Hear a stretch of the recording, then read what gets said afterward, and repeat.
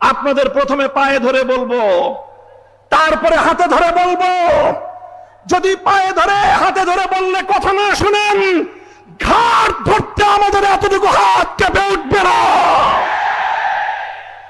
আমাদের এই আন্দোলন বাংলাদেশকে রক্ষা করার আন্দোলন।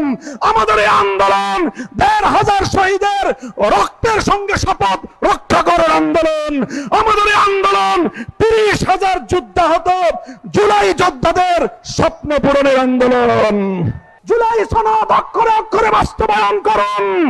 জনগণ যেভাবে হা ভোটে ম্যান্ডেট প্রদান করে জুলাই সনদ বাস্তবায়নের জন্য সংবিধান সংস্কার পরিষদ গঠনের যে ম্যান্ডেট দিয়েছে, সেই সংবিধান সংস্কার পরিষদ গঠন করুন, অন্যথায় রাজপথে আপনাদেরকে আমরা মোকাবেলা করব। ১৯৭০-এর জাতীয় নির্বাচনের গণরায়ের সঙ্গে বিশ্বাসঘাতকতা করেছিল পশ্চিম পাকিস্তানিরা। পরিণামে মুক্তিযুদ্ধকে তাদের ফেস করতে হয়েছিল এবং বাংলার মানুষ মুক্তিযুদ্ধের মাধ্যমে স্বাধীনতা ছিনিয়ে এনেছিল। স্বৈরাচারী ফ্যাসিবাদী শেখ হাসিনা ২০১৪ সালে বিনা ভোটের সরকার, ১৮ সালে রাতের ভোটের সরকার, ২৪ সালে আমির আমির সরকারের মাধ্যমে জনগণের ভোটাধিকার কেড়ে নেওয়ার চেষ্টা করেছিল।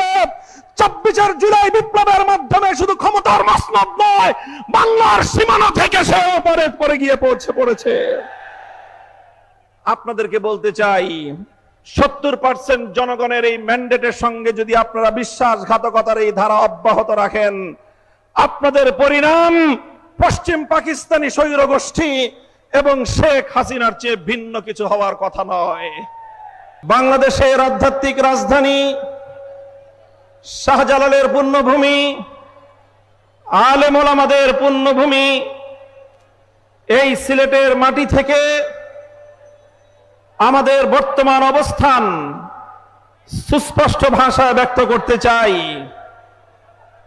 আমি দেশবাসীর উদ্দেশ্যে বলতে চাই এবং সরকার ও দেশের সকল নাগরিকদের জন্য আমার পরিষ্কার বার্তা হলো এই: আমাদের এই ঐক্য শুধুমাত্র ক্ষমতার ভাগ বটোয়ারার জন্য হয়েছিল না। আমাদের ঐক্য শুধুমাত্র আমাদের এই রাজনৈতিক 11টি দলের ভাগ্য করার জন্য আমরা ঐক্য করি নাই। আমাদের ঐক্যের যাত্রা শুরু হয়েছিল জুলাই বিপ্লবের উদ্দেশ্য বাস্তবায়নের লক্ষ্যে। যে জুলাই সনদ প্রণীত হয়েছে, সেই জুলাই সনদ বাস্তবায়নের আন্দোলন থেকে আমাদের এই ঐক্যের যাত্রা শুরু হয়েছে। সুতরাং আমি সে কথা স্মরণ করিয়ে দিয়ে বলতে চাই, আমাদের এই ঐক্যের যাত্রা শুরু হয়েছিল জুলাই বিপ্লবের উদ্দেশ্য বাস্তবায়নের লক্ষ্যে। সুতরাং যতদিন পর্যন্ত জুলাই বিপ্লবের লক্ষ্য অর্জিত না হবে, ততদিন পর্যন্ত আমরা ঐক্যবদ্ধ আন্দোলন চালিয়ে যাব ইনশাআল্লাহ। আমি স্পষ্ট ভাষায় বলতে চাই, আমরা জুলাই বিপ্লব যারা করেছিলাম, আমরা দীর্ঘ 17 বছর পর্যন্ত ফ্যাসিবাদের নির্মম নির্যাতনের শিকার যারা হয়েছিলাম, আমাদের নেতা কর্মীরা গুম খুন হত্যাকাণ্ডের শিকার হয়েছিল, আমাদের ভাইয়েরা শাপলা চত্বরে রক্ত দিয়েছিল, আমাদের ভাইয়েরা 2021 সালে মোদী বিরোধী আন্দোলনে রক্ত দিয়েছে, আমাদের ভাইয়েরা 2024 সালের ফ্যাসিবাদ বিরোধী বৈষম্য বিরোধী আন্দোলনে রক্ত দিয়েছে। প্রায় 1.5 সহস্র শহীদের রক্ত বিধৌত বিপ্লব, 30,000 জুলাই যোদ্ধারা আজও পর্যন্ত বাংলাদেশের বিভিন্ন হাসপাতালের বিছানাগুলোতে ছটফট করছে। আমাদের অনেক ভাই বোনেরা চিরদিনের জন্য চোখের জ্যোতি হারিয়ে অন্ধত্বকে বরণ করেছে।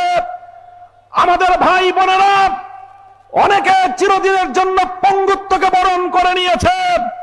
মনে রেখো, শহীদের স্বপ্ন, যুদ্ধাহত জুলাই যোদ্ধাদের স্বপ্ন পূরণ ছাড়া রাজপথ থেকে বিচ্যুত হতে পারি না আমরা। আমি বলতে চাই, বর্তমান সরকারকে আমরা বলতে চাই, আপনারাও ফ্যাসিবাদ বিরোধী আন্দোলনে আমাদের সহযোদ্ধা ছিলেন। বরং আমি আরো এক ধাপ এগিয়ে বলতে চাই, ফ্যাসিবাদ বিরোধী আন্দোলনের সবচেয়ে বড় অংশীদার ছিলেন আপনারা। তাই আমরা আপনাদের কল্যাণকামী, আমরা দীর্ঘ অভিযাত্রায় আপনাদেরকে আমাদের বন্ধু মনে করি। আর বন্ধু মনে করে আমরা যেমন দেশের কল্যাণ চাই, শহীদ প্রেসিডেন্ট জিয়াউর রহমান এবং বেগম খালেদা জিয়ার বিএনপিরও কল্যাণ চাই। আর কল্যাণ চাই বলেই আমরা বারবার বলছি, যেই জুলাই বিপ্লবের উপর ভিত্তি করে ক্ষমতার মসনদে বসেছেন, সেই জুলাই বিপ্লবের সঙ্গে যদি গাদ্দারি করেন, ক্ষমতার মসনদে থাকবার কোনো অধিকার আপনাদের থাকবে না। জুলাই বিপ্লবের সঙ্গে গাদ্দারি করবেন না। দোহাই লাগে, আপনাদের প্রথমে পায়ে ধরে বলবো, তারপরে হাতে ধরে বলবো। যদি পায়ে ধরে হাতে ধরে বললে কথা না শুনেন, ঘাট ধরতে আমাদের এতটুকু হাত কেঁপে উঠবে না। সরকারকে আমরা বলতে চাই, দেখেন আমাদের বক্তব্য পরিষ্কার। 50% জনগণের ভোটের ম্যান্ডেট নিয়ে যেভাবেই হোক, যে পথেই হোক আপনারা সরকার গঠন করেছেন।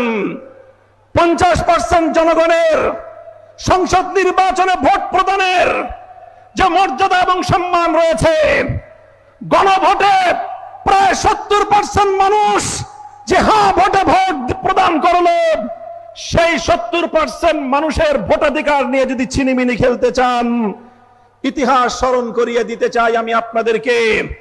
1970-এর জাতীয় নির্বাচনের গণরায়ের সঙ্গে বিশ্বাসঘাতকতা করেছিল পশ্চিম পাকিস্তানিরা।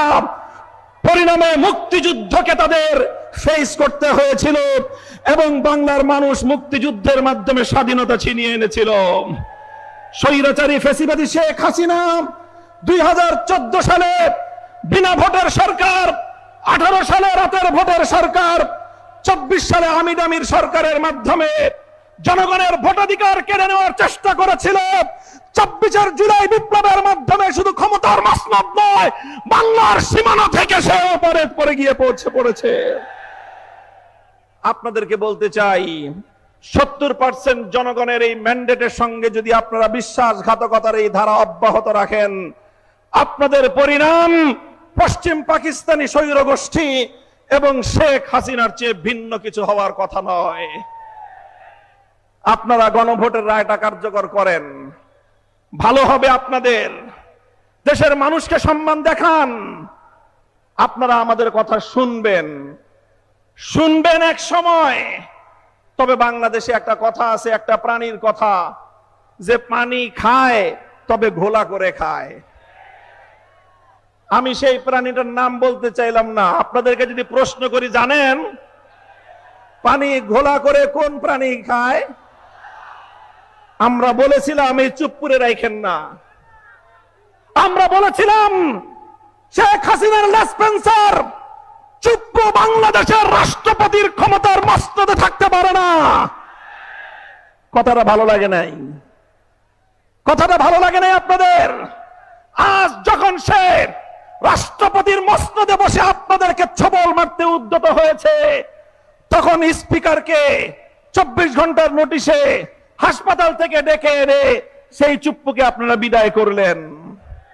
সেই তো পানি খেলেন, সেই তো জলটা খেলেন, ঘোলা করার পরে খেলেন।